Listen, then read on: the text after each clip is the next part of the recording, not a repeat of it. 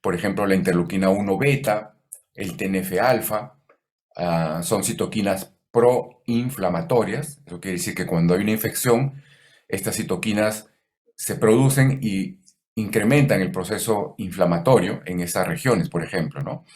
También tenemos otras citoquinas como el factor estimulante de colonias de granulocitos, monocitos, el factor transformante del crecimiento, TGF-beta, o la interleuquina 8, por ejemplo, que esta actúa como una quimioquina. Eso significa que atrae a células del sistema inmune al lugar donde está ocurriendo la infección, ¿no? Por ejemplo, los neutrófilos pueden ser atraídos hacia la mucosa oral porque está habiendo probablemente una infección y el sistema inmune necesita combatirlo.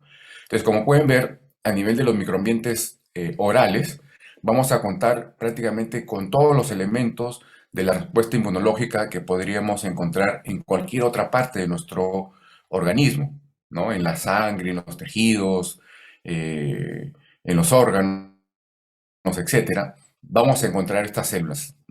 Y todos estos elementos, como les dije, forman parte de la respuesta inmune, ¿no?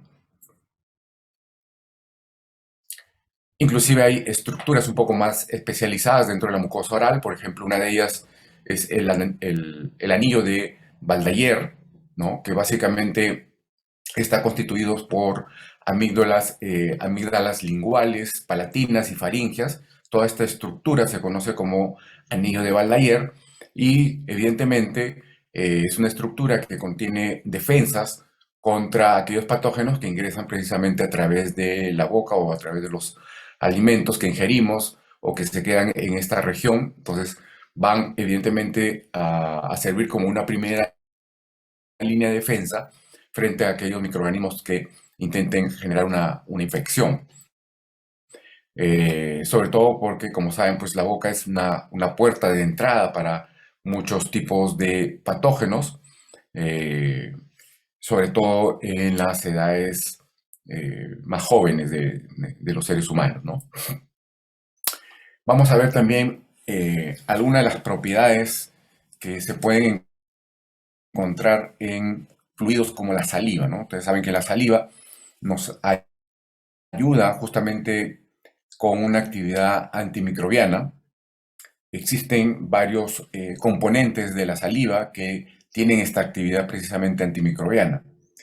Eh, Como se trata de eh, una parte de la defensa del sistema de las mucosas, uno de los anticuerpos que prevalece principalmente a nivel de las mucosas es el anticuerpo IgA, también se le conoce como IgA secretoria. Entonces, la IgA principalmente la vamos a encontrar a nivel de mucosas, por ejemplo, en la saliva. Eso no quiere decir que no hayan otros anticuerpos. También podemos encontrar IgG o IgM, pero casi siempre hay una mayor prevalencia de las IgA a nivel de las mucosas, ¿no? Eh, Dentro de las actividades que tiene esta IgA, por ejemplo, está la inhibición de la adherencia de los patógenos a la mucosa oral, por ejemplo. Funciona como una aglutinina de bacterias, es decir, neutraliza las bacterias que normalmente nos afectan. También sirve para la neutralización de algunos virus, ¿no? Por ejemplo, ahora que hemos estado con la infección del SARS-CoV-2, ustedes saben que una de las principales inmunoglobulinas que aparecen en las mucosas es la IgA, ¿no? Y precisamente cuando el virus ingresa a través de la mucosa del tracto respiratorio superior, una de las primeras áreas con las cuales entra en contacto es la mucosa. Y ahí precisamente la IgA es una de las que normalmente nos ayuda a neutralizar el ingreso de los virus.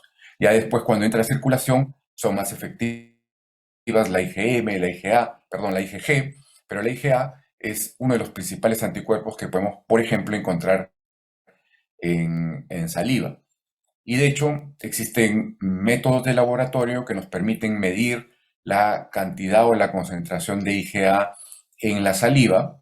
De todas maneras, como se trata de un fluido biológico bastante viscoso, hay que hacer un tratamiento previo de la saliva para poder luego medir los niveles de anticuerpos IgA en saliva en este caso, ¿no? Saliva y que tiene actividad antimicrobiana es la lactoferrina, que básicamente eh, una sustancia que se une a hierro y tiene capacidad bacteriostática, no tiene bactericida, sino bacteriostática, es decir, puede en algún momento neutralizar a ciertos